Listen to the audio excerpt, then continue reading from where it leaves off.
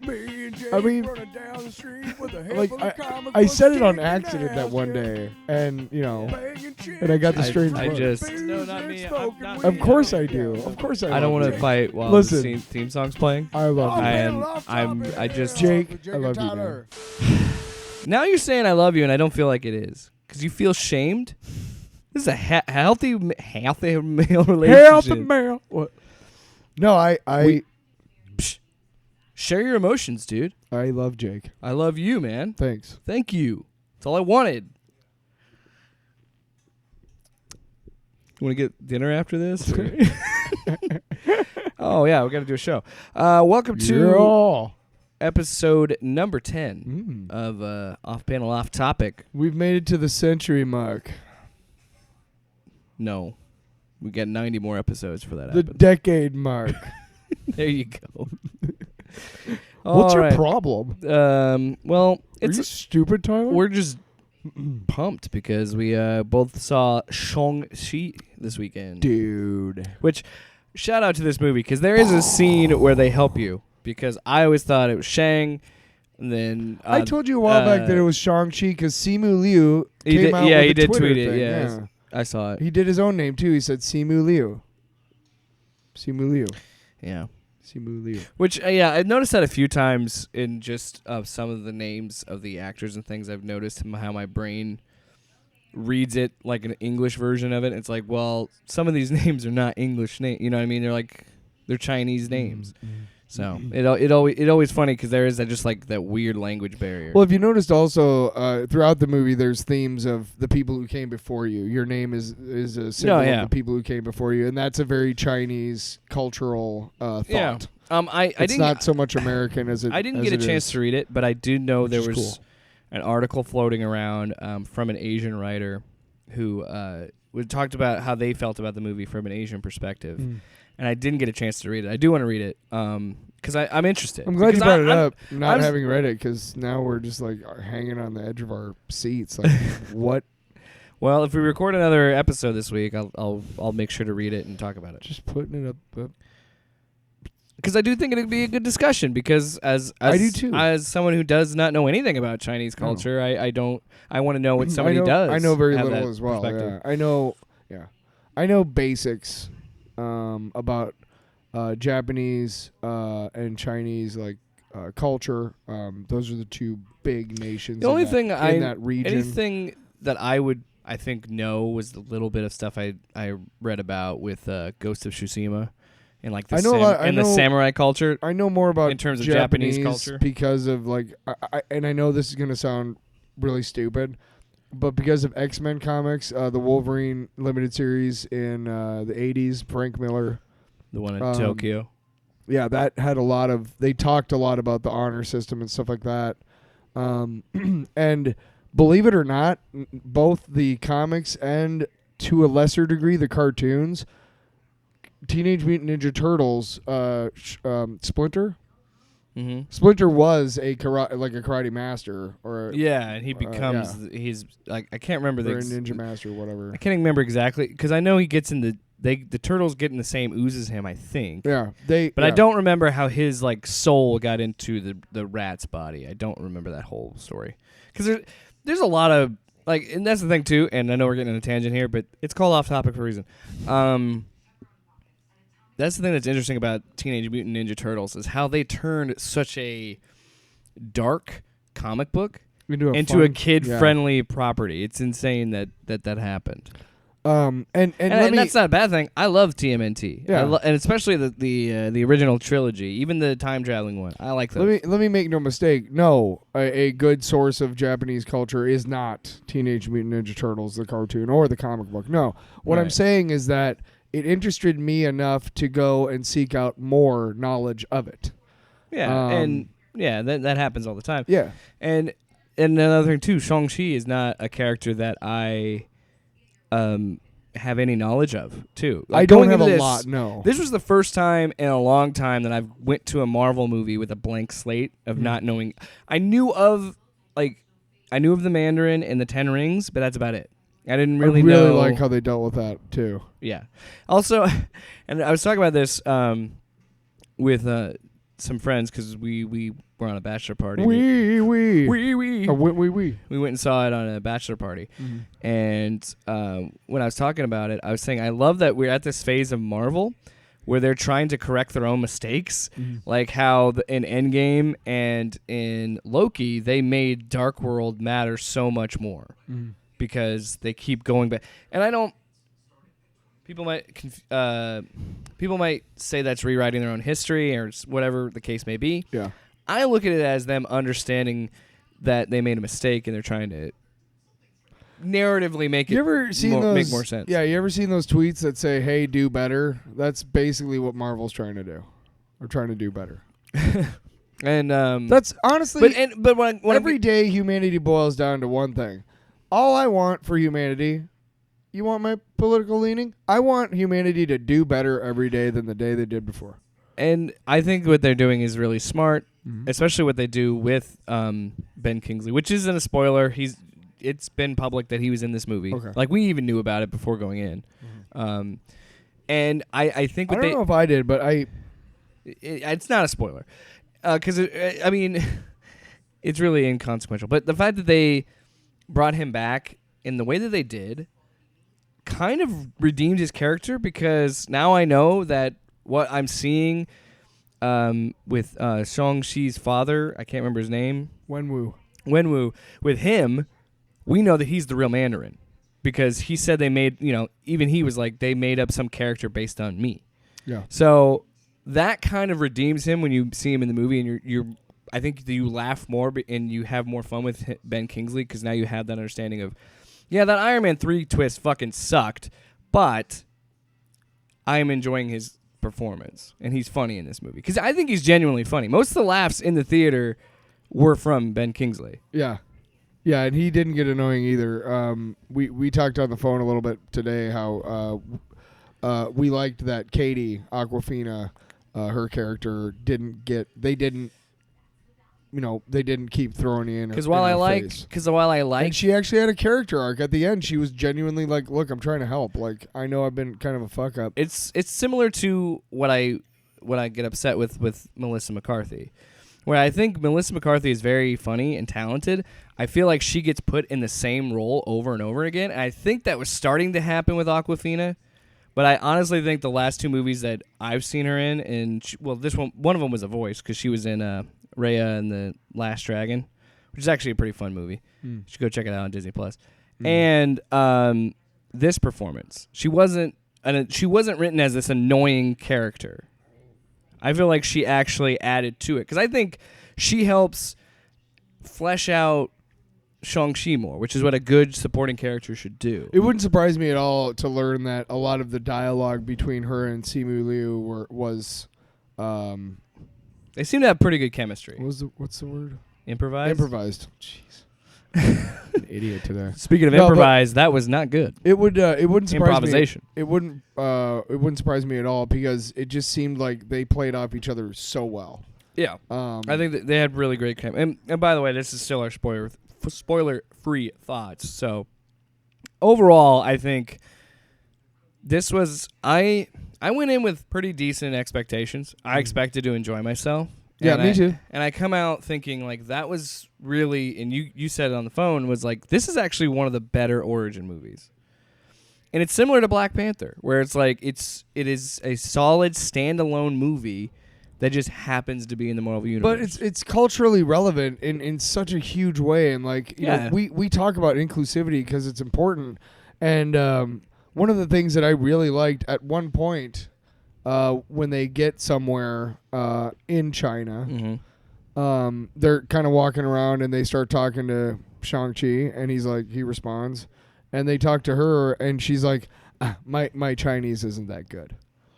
Yeah. And it's like, that's real. That's reality. Like, you know, I mean, yeah. Just because somebody has a grandma who like speaks it fluently, or even a mom. Well, she's like, an American. Clearly her mom spoke, fluent Chinese, but was probably born in America as well. But that's the point, is they're saying that she's second generation American. Mm-hmm.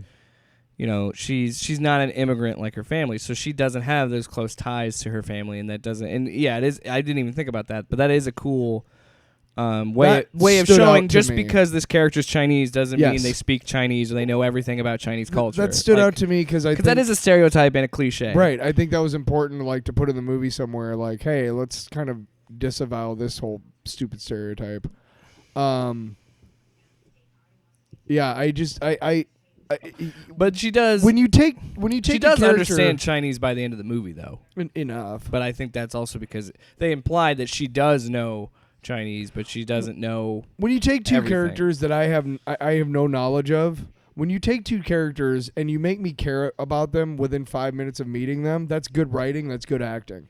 And I genuinely cared about these two characters within 5 minutes of meeting them. Yeah. I wanted to see them succeed, and I wanted to see them, do well. Yeah, and what I loved about it Because they're likable characters. is, like I said, it is a great origin movie, and it was a movie that Luke, I saw it with him, and he said that he goes, if this was made in phase 1, it probably wouldn't work very much for me. But he goes, being where it is after Endgame and everything, he said he enjoyed it more.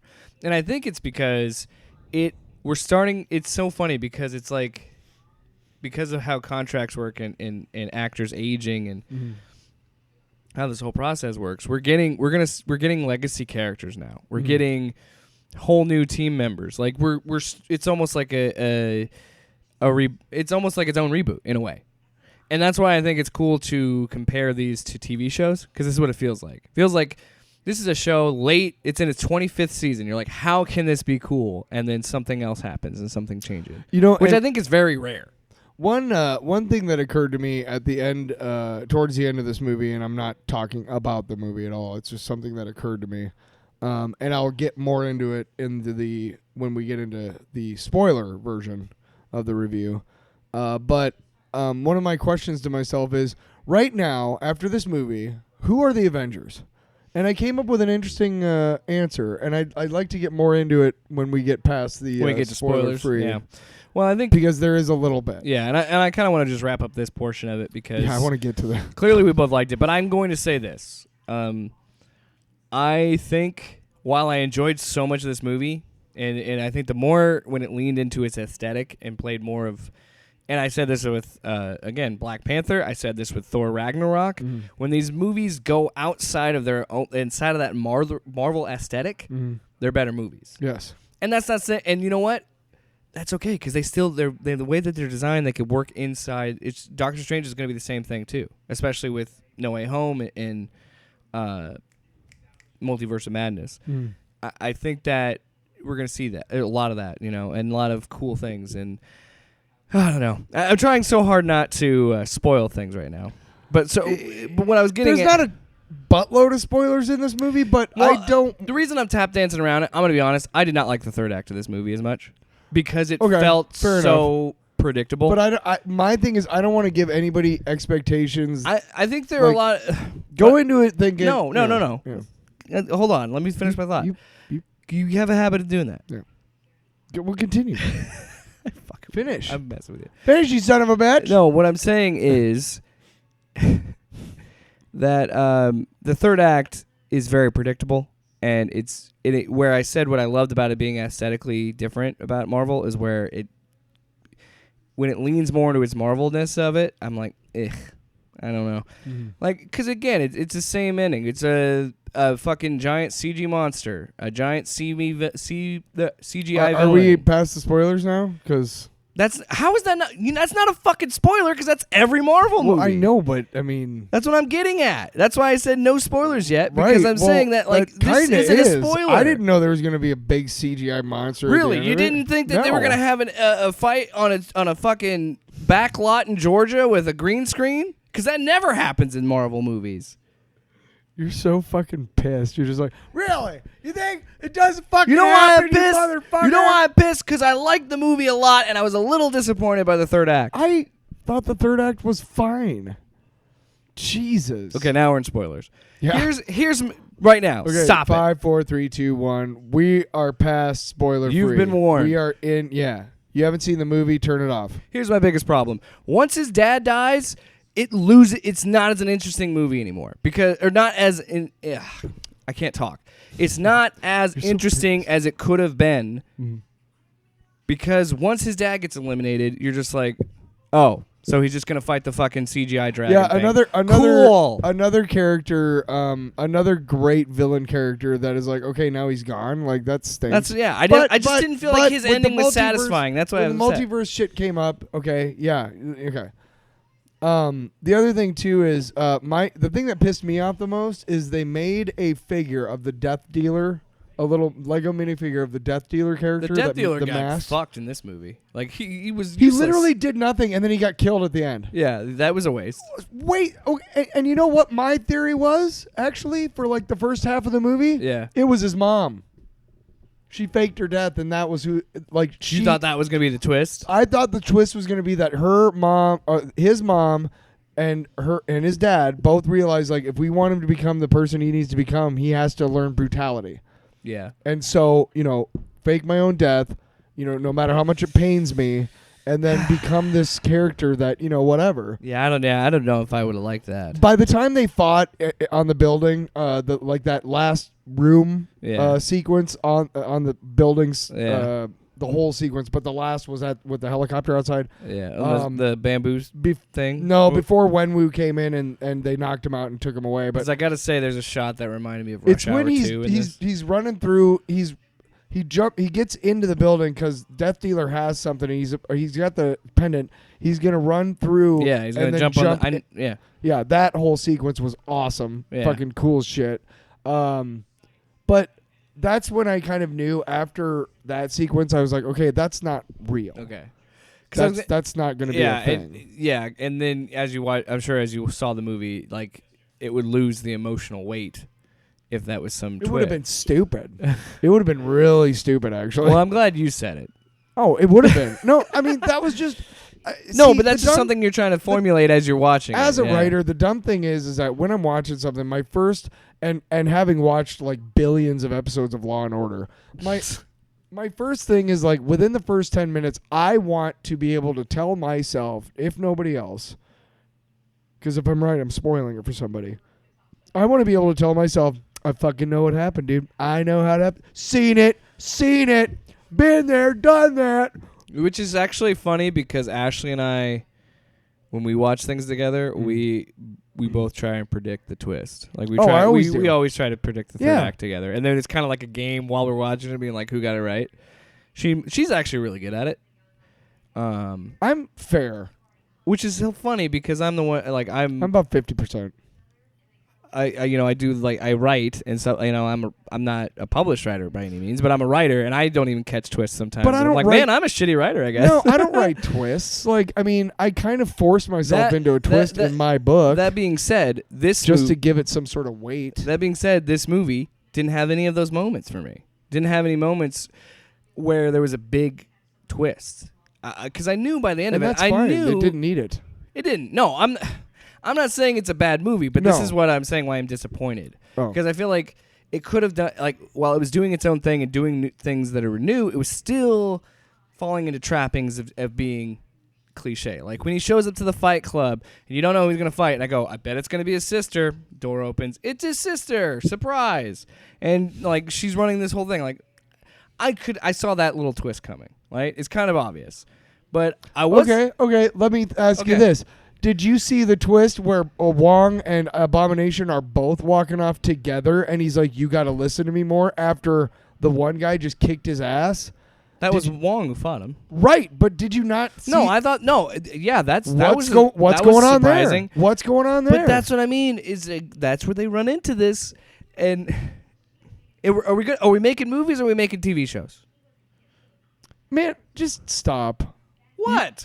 What? No, because you said it yourself. This is the problem we run into when we watch these things. It's not a problem. Because you yourself said, well, I'm not watching them to watch them. I'm watching them for a reveal. I'm watching them for something else. I'm not saying this movie did, but I'm not saying this movie did that. This is where I think I don't hate the movie. Right. I just think the third act sucks, and that's super common in movies, is what I'm getting at. Okay, fair enough. My thing is, and it always has been. It doesn't suck. It's just disappointing. I'm sorry. I want to make it clear. I like this movie, but I think it has its flaws. And I think its flaws are there are moments where it's predictable. and the ending just didn't. Well, The final fight didn't That's feel. fine, Jake. But The final fight didn't feel satisfying. I was brought up in such a way that if you have nothing nice to say, then don't say anything at all. But that's just me. Oh, I'm sorry. It's called making content. Ever heard of it? Love it. So I had to be like super sarcastic, like, oh, really? Because Okay. I know, but I just don't want you to think I hate this movie. I enjoyed. I know I you enjoyed do. this movie. One of the And things. so now we can talk about how much we loved it. Well, right, but one of the things that about me is more than anything, when I go to see a Marvel movie or a TV show, what I'm going is to see the stories that I read growing up come to life. Mm-hmm. That's why, even though they sucked really bad, Daredevil and Green Lantern, I liked them. I liked the two Fantastic Four movies until they brought Galactus on. And I watched the third one, Fantastic Four movie. I watched it. Mm-hmm. That's about all I can say about that. Well, and I want to be clear. And the 3 Spider-Man movies, but those were good movies, though. I don't like the Wong and Abomination thing. I do like that. I was making the joke about like it because it is the TV show. No, we've thing. talked about it. They're setting up last the next week. season. Right. Well, what if they're also setting up the She-Hulk show? Who knows? Well, I think Because that Abomination is in She-Hulk. I think that these movies. This is something these movies always have done. They've had to have little cameos or snippets of a scene to signify, hey, it is in this universe. But think about it like this, because man. even Ant-Man had that. He fought Anthony right, Mackie. But this is what's great about this shit, dude. Think about it. Yeah. Like years from now, I think 2 years from now, Marvel's comes out, which is the new. Oh my God! You really think they're gonna do it? You think they're gonna do that? Yes, they Can't are. Of course they are. You really think? Yes, so what is they that are. like? Phase 5? I'm just saying that scene No, at I'm the end is yeah. gonna pay off, and that's gonna be really cool. That scene of Mark Ruffalo is gonna pay off in the She-Hulk series. That whole Abomination and Wong thing is gonna pay off probably in She-Hulk, but we don't know. We don't know. Yeah. Maybe the Wong thing will be like a side story in Multiverse of Madness. But honestly, do you want to try and cram any more shit in that movie? But okay, but here's what I'm saying is I what I like about that. Well, I think I was just bored. I was bummed out again because you're right. This is subverting my expectations and throwing a curveball. I thought Abomination was gonna either fight Shang-Chi or at least have more than 5 seconds of screen time. I knew as soon as the trailer came out that he wasn't a major player. Smart in the movie. diversion, Marvel. I So knew- yeah, you're right. I You're couldn't- right. That was a good twist. That was an example of a good twist in the I'm movie. just saying there were surprises that you know. Another good twist in the movie that I will give it credit for, and I thought it was going to do it, but it didn't. He doesn't kiss Aquafina, No. so they're not necessarily together. They never specify that they're together.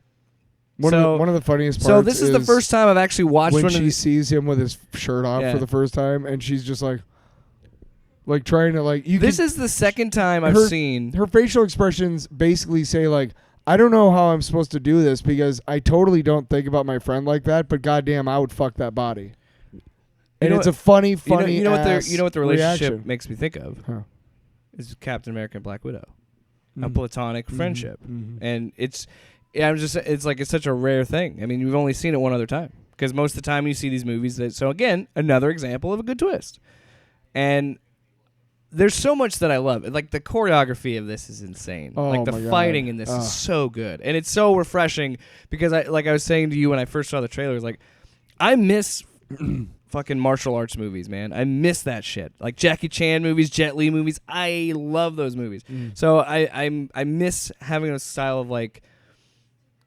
I was watching. It's funny because The bus before I scene watched this alone was just like, I mean, that was almost worth the bus ticket. scene Almost was my favorite scene of the whole fucking so cool. movie. So Yeah, the way oh they my choreographed gosh. it, and we talked about it off the air. I told Jake that Simu Liu had started off as a stunt performer. Yeah, because he does almost. I think he does So almost all of his stunts in He his movie. pretty much does all 'Cause the there's- fighting. Yeah, There's not a lot of cuts in the fights, which is awesome. No. And again, it goes back to that Jet Li, Jackie Chan style of they're going to do their own stunts, which and is I'm sure fucking that cool. fight on the side of the building was done in front of green screen. So they Oh went yeah, I mean there's all the way up no in way, there, but yeah. That fucking that- scene the was bus- really creative. the bus scene. Well, it's funny because before I watched this, I watched I watched a YouTube video. I can't remember the YouTube channel, but it was describing a fight scene or describing what makes a good fight scene. And what makes a good fight scene on film is creates like creativity. No two fights are the same, and using your environment. And what Jackie Chan was really good at when you watch like Rumble, Jackie Chan's First Strike, or you know, pretty much all of his movies. When he's fighting, he's always using the environment, right? And you're seeing that in this movie, where all the fights use the environment creatively. Yes, there's like the 10 rings and the superpowers of that, and the mystical shit, but like the bus sequence That's is kind of a small part of the movie. the bus sequence is a great example because how he uses the bus to get away from that and the whole it's such a cool scene. I mean, we're probably gonna dissect the whole thing, but here's what I really liked about it, and tell me if you notice this too. It starts off and it's a fairly formulaic like fight. I mean, like, you know, like the in terms of like the camera angles and stuff, right? I mean, not the choreography, that was really cool, but you know, you got not a lot of cuts again, but you know, it's like kind of in the bus, and you know, you're kind of moving around the fight. But then at one point, when he's trying to he just talks to Katie. I think he says like, "Hey, I'm gonna give you give you a signal and take a hard right because the back's gonna come off." That's when what's the signal? And he doesn't say anything. Yeah, that was great. But he starts walking towards the back of the bus, and he's fighting with Razor Fist while he's doing it, and the entire camera angle is from outside of the bus. Do you remember that? Yeah. And it's just all you can see is what's happening through the windows. Yeah. And that was really cool because it's like, who thinks of that? Well, it added it. I like those scene. I like those on rails tracking shots because I know they use them in I think it was I know they use it in Captain America: Civil War, where he's fucking running through the floor, like you see him literally run through the abandoned building from a side view, and it is one of those and I love those on rail shots because they're such a cool perspective. You're right, and that's the thing. Even in that sequence alone, there's so many different styles because there is that one I was talking about where it looked like he did it on stunts, where he's fucking going over the seat, where he goes through the seats and jumps over and like monkey bars across and jumps around and kicks the guy in the face. Like just those kind of creative ideas of how to do. And again, that is refreshing in a Marvel movie because you don't really see a lot of that kind of choreographed fighting. I mean, yeah, you do, but not to this level. This is a whole sequence. Right. Most of them are like quick scenes. The bar gets raised and it's kind of like, is there going to be a point where they can't raise the bar any higher? I don't know. I hope they don't try and like accidentally kill somebody to do that. Okay, just CGI it. It's fine. We'll be fine.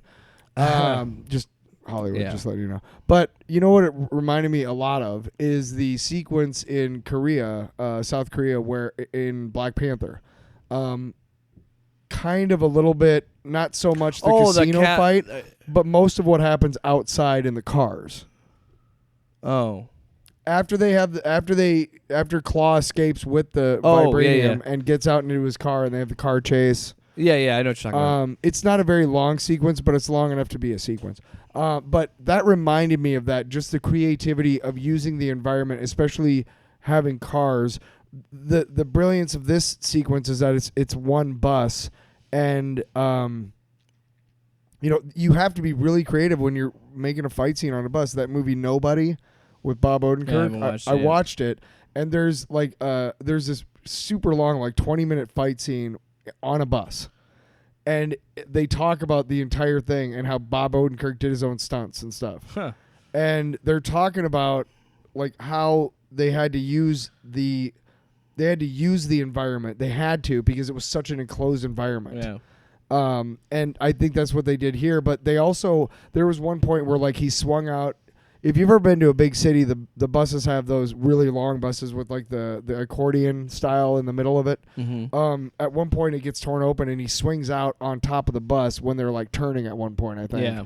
And it's really cool. And he goes like window to window. It's really neat. That fucking whole sequence. Anyway. Well, and then when he gives her the signal is brilliant. But generally, the whole fight is inside that bus, that little enclosed space. And if you've ever been on a city bus, that's not a big fucking area, dude, at all. So just the creativity and still make it exciting and the fact that like how he hits the stop signal pulls that wire. Like, to do that, I was like, that was like a moment where I really knew I was into the movie, because it got a smirk out of me. Like, it got a smile. Like, Yeah. that's fun. That's awesome. And that's the thing. Shang-Chi is We're a totally movie. forgetting the guy with the fucking phone, dude. That guy was hilarious. It's the same No, I'm dude. not- It's I'm the not same doing dude from Homecoming too. What? Where he says, "Spider-Man, do a backflip." Oh, It's the same dude. He was That working. guy- He's at a hot dog stand. that guy was awesome. By the way, That like, was I'm funny. not gonna like get involved or anything, but it looks like Yeah. was Just gotta put awesome. it on just gotta put it on the Instagram. Yeah. The bus scene was my favorite. Well, and not even that. we Not make even a the good fighting. team. Not even just the fighting. The fucking soundtrack in this movie is great. Oh, dude. And this scene in the bus, like when he pulls it out and it fucking and he dodges Razor Fist move and it like drops the bass and it just is like this, like fucking tech, like this electronic.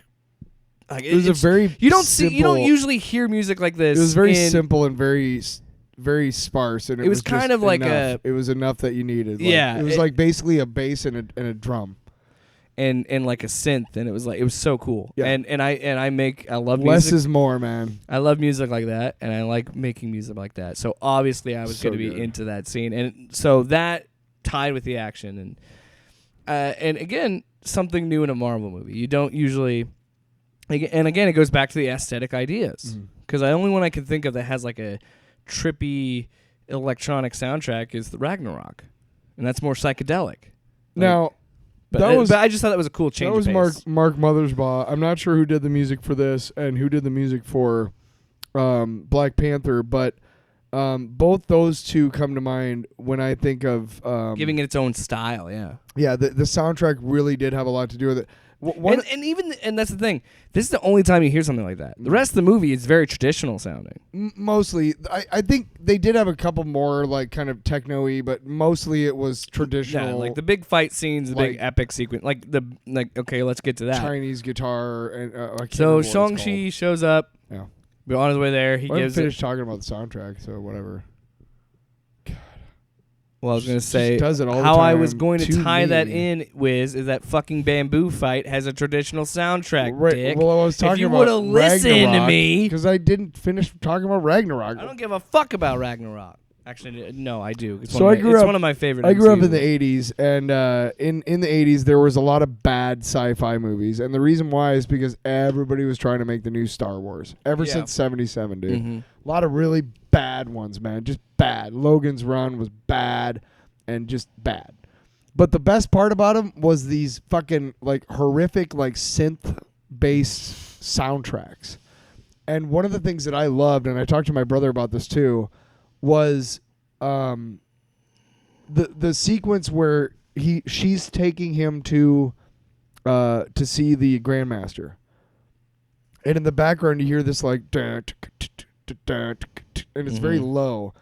And I remember telling my brother, I was like, during that, I remember thinking, man, it felt almost like I was watching Transformers the movie back in '86. Like it just felt like that kind of like.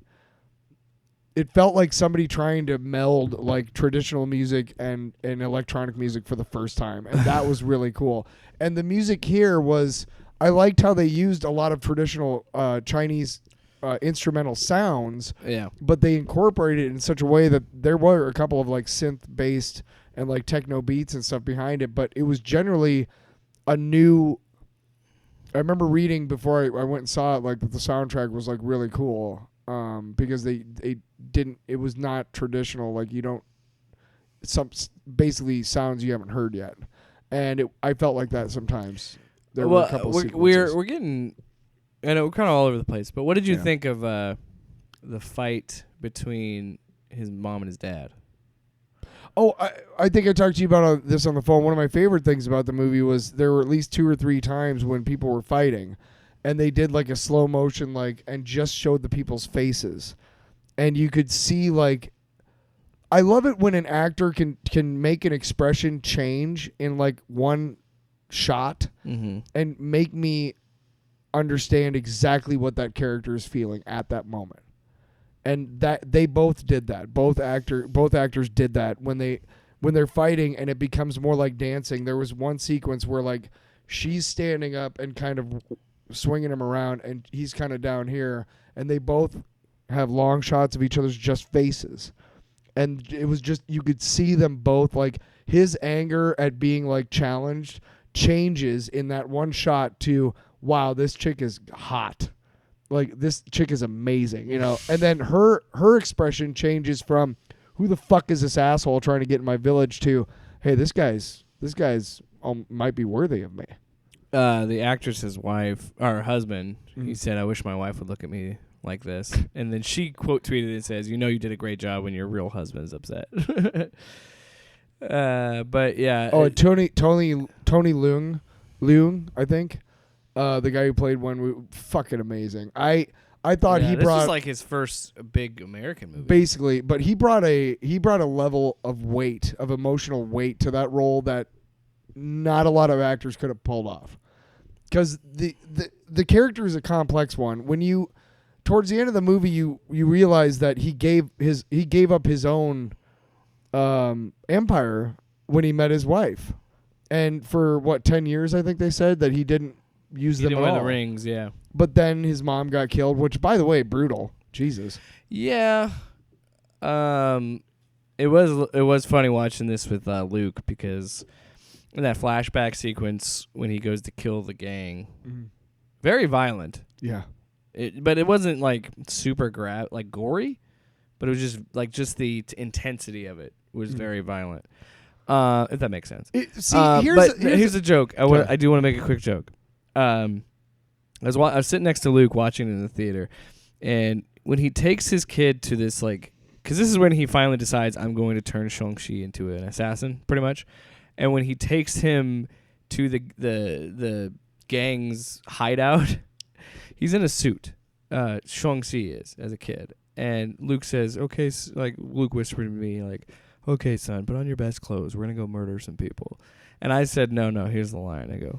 He goes, you better dress up, because we're going to a funeral.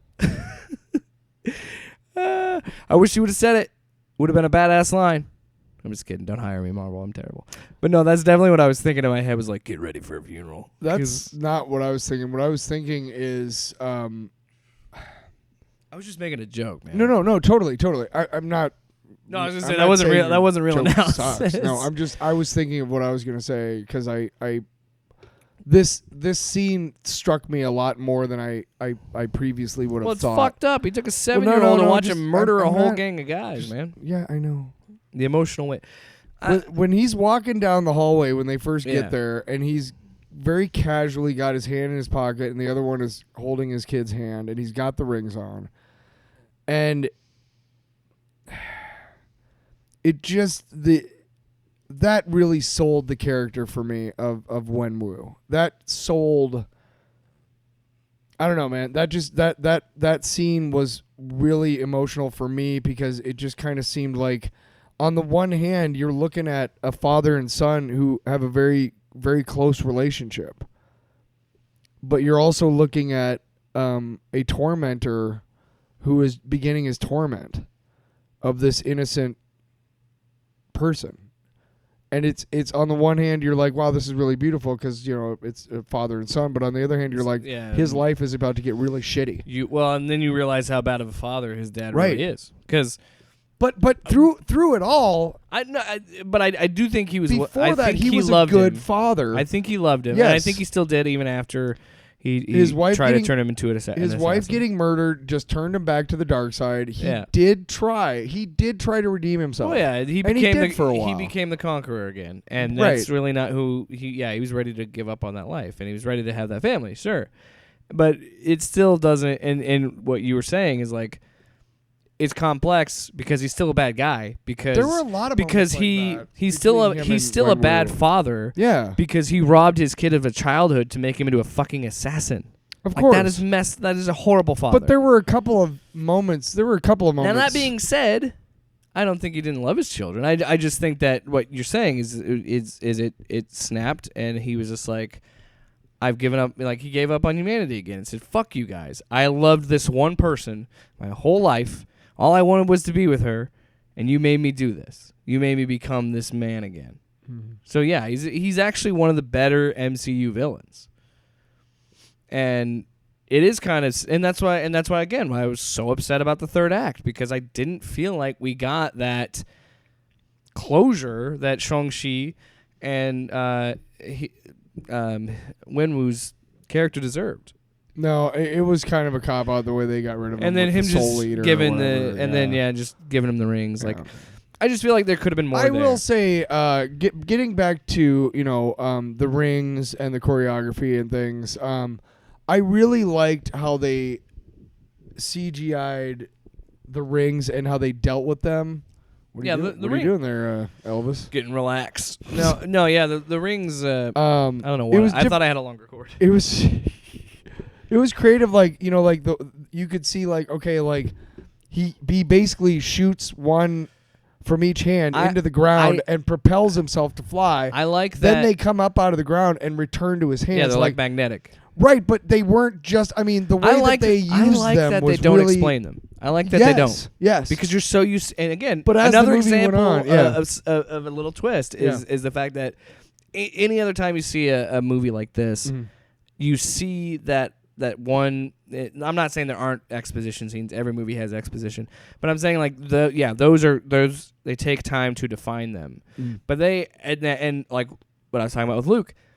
That's the benefit of this movie coming out in the time it does. When it comes out after we've accepted the whole logic of you can erase half the universe with a snap of your fingers, you can kind of just casually say, yeah, these are super powerful rings. We don't need to explain it. We're totally we're over 10 years into this shit. No, I'm saying like we're totally glossing over. We haven't even talked about the bamboo forest scenes, which were just fucking cool as hell. Both times that they were driving through the forest and shit. That was awesome.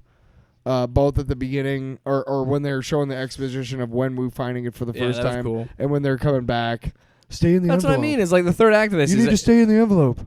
In the third act of this movie, it's happening in a parallel dimension. And they kind of just fucking gloss over it. Because again, we're over 11 years into these movies now. We've kind of just accepted weird shit happens. And again, that's what makes it good. Because I totally agree with Luke. If this was phase 1, you'd be like, what the fuck is this? But now we've gone to space and done all this cosmic stuff. The more magical stuff's happening now. It all makes sense. I honestly... The forest scenes are fucking dope. I didn't... and I'm not trying to make your analysis not... I'm not trying to say your analysis is wrong. But I really did not have any issues with this movie. I loved all of it. I thought Awkwafina's character arc during the third act was really cool. She kind of grew up, and then I was a little annoyed. No. I was just not annoyed with the movie. I was annoyed with the characters because they're like... we're going to train you to shoot this bow, shoot these arrows. And then when the threat of their whole world is in the balance of them fighting this big monster, and they're like, no, it's too dangerous. You can't shoot. And I'm like, bitch, it's the apocalypse. Let the woman shoot. Well, they did eventually. Eventually. But, that was one thing I was annoyed with the characters. And, like, you really going to be that fucking prideful as a giant monster's trying to kill you guys? And I actually Wake up. Liked how they went, instead of, showing, this whole, okay, now what? They just went straight to the bar again.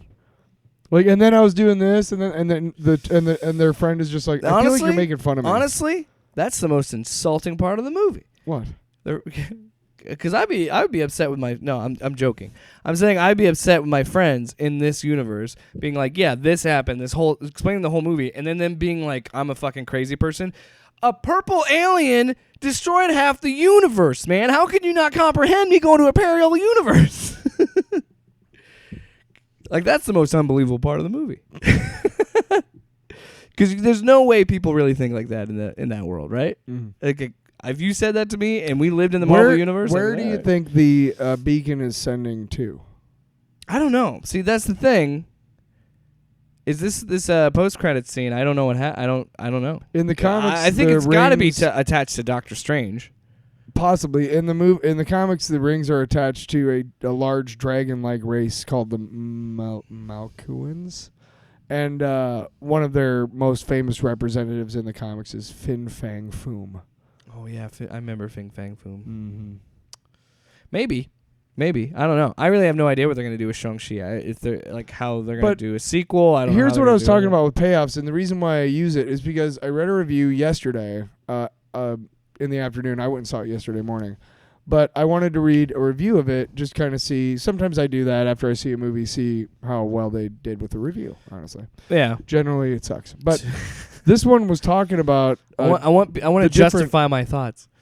It was talking That's about why the I do different it. sequences that I referred to, like with Wong and Abomination, things like, and Captain Marvel and Mark Ruffalo at the end. You know, these are scenes we forget. Like we look back on what's come in the MCU so far, and it seems like such a condensed, from our perspective.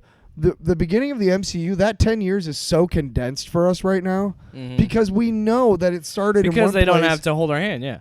Right. But here's the thing is that we forget that things happened in, like, say, you know, the first, you know, Captain America that didn't pay off until, like, fucking Endgame almost. Yeah. Red Skull.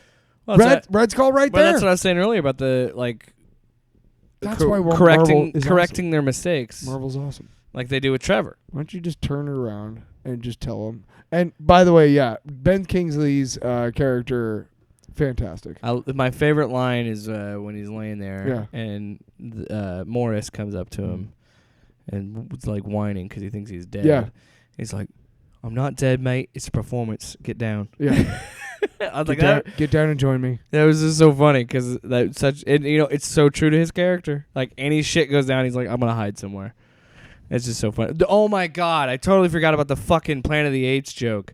Holy shit! Oh yeah, dude. Oh my god, that was actually probably.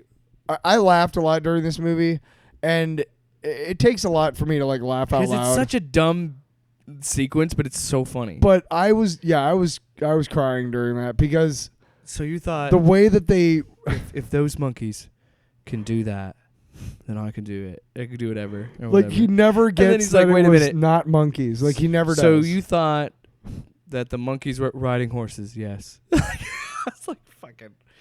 Ben Kingsley said he's such a good actor. Yeah. He's so fucking funny. He's like 5 feet tall too. He's really short.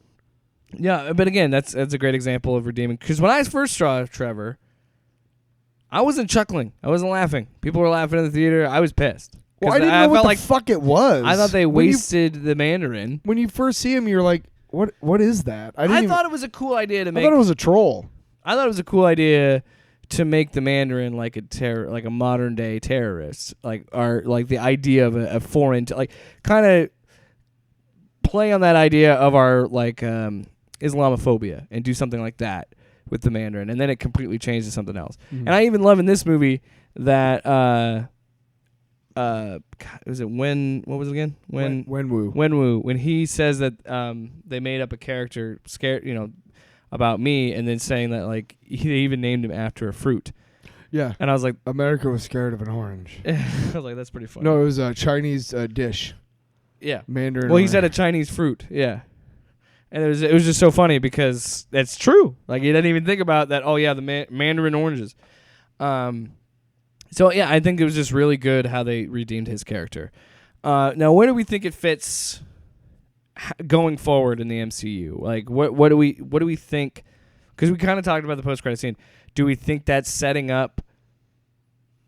No way, like him getting in contact with Doctor Strange and Multiverse of Madness? Because it seems like Multiverse of Madness is going to be like how Civil War was kind of like Avengers 2.0. Mm. I feel like the Multiverse of Madness is gonna be like Avengers 2.1.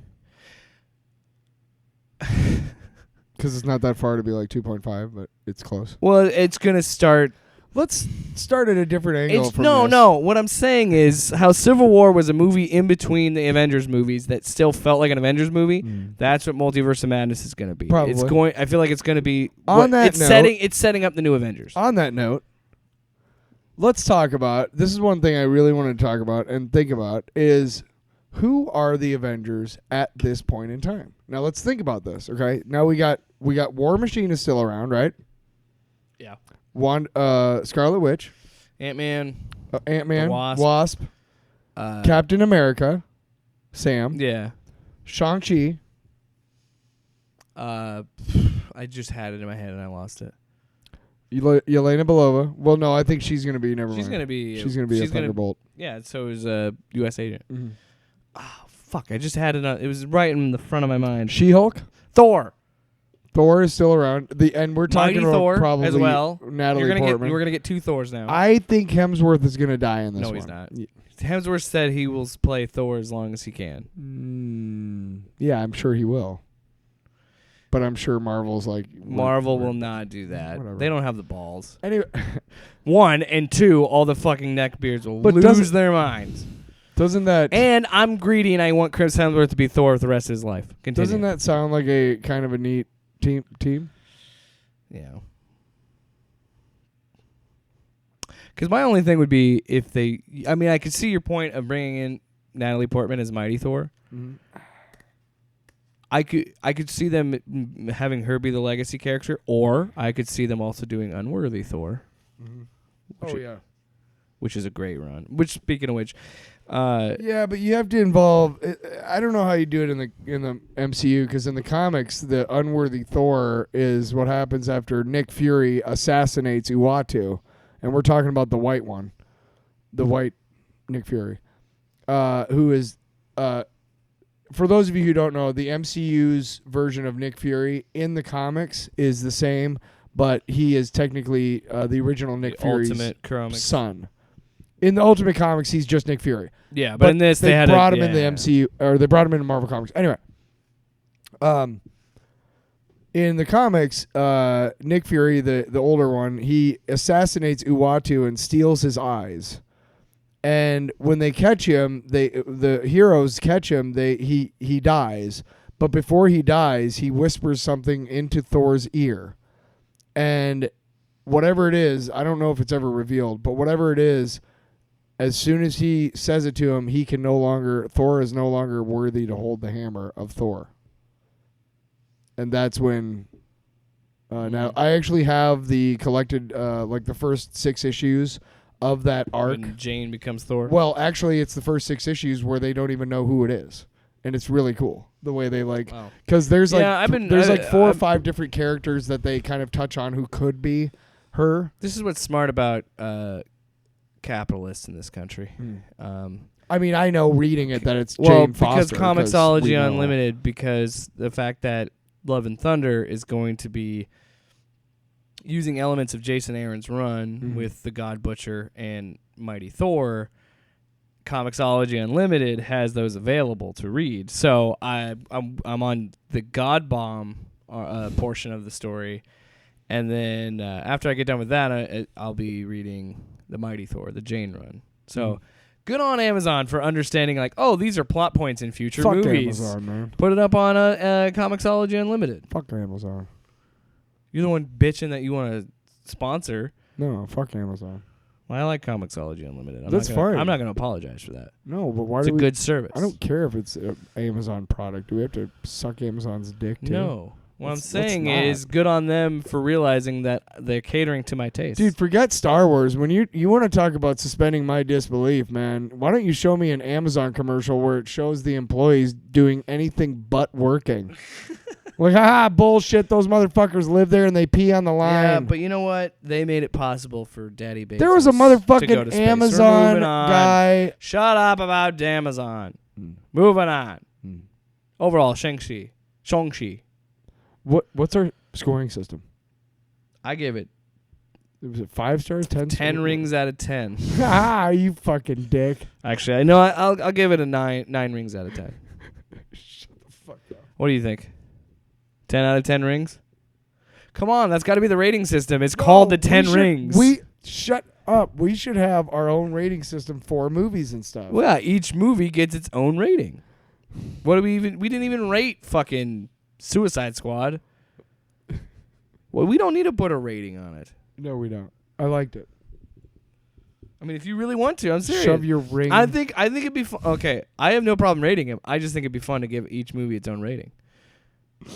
I hate you. So 9 out of 10. And yes, I'm only doing this to keep this joke. 9 out of 10 rings. 10 out of 10 rings? Sure. 10 out of 10 rings, 9 out of 10 rings gives us 19 out of 20 rings. And that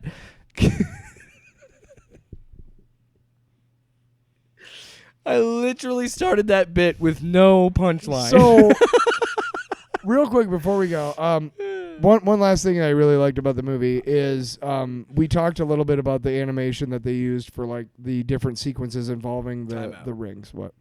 if for a real rating, I would say 4 out of 5 stars. I'll give it that. I'll give it 4.5. Just because I really don't see.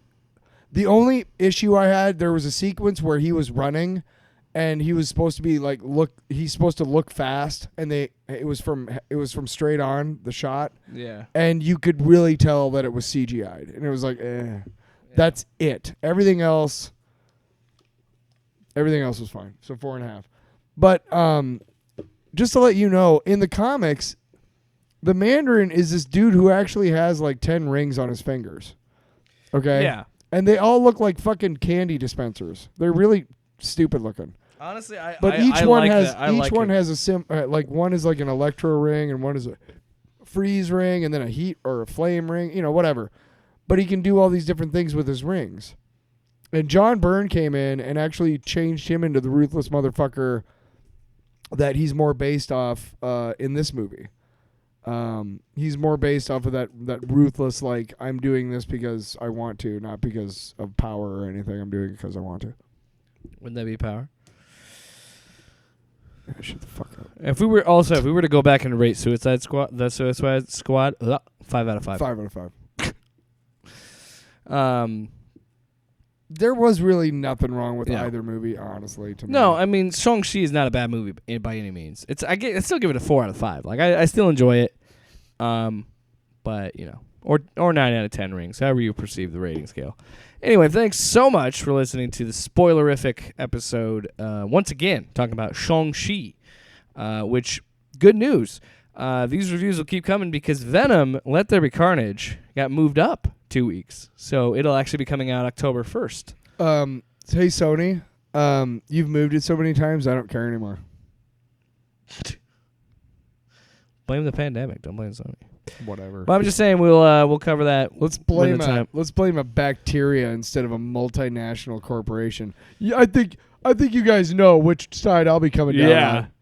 Yeah. I mean, hello. Hello. Come on. Actually.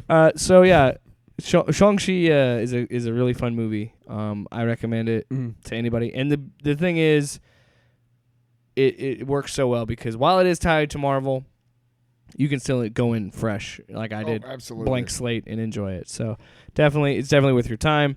One thing I do want to say before we go, because speaking of reviews, have you been reading Dune? No. The new Dune premiered last weekend, this past weekend at Venice.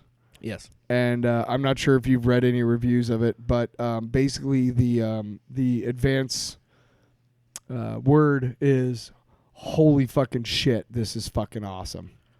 Yeah, but I've heard it's beautiful.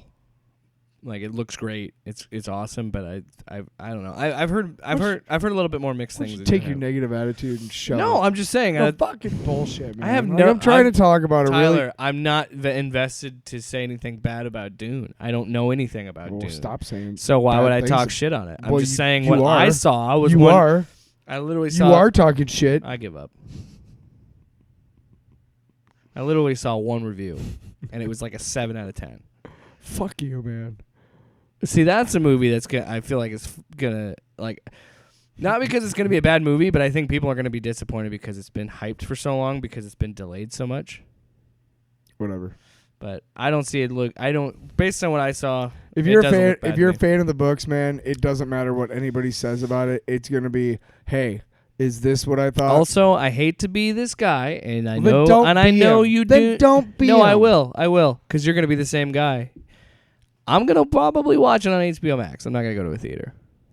So I'll be that guy. I think you were gonna say something else. No. I'm saying I'll probably be the guy that watched it at home. I don't And those give a people that shit are if- pissed about me taking advantage of the hybrid model. Give a shit if you're.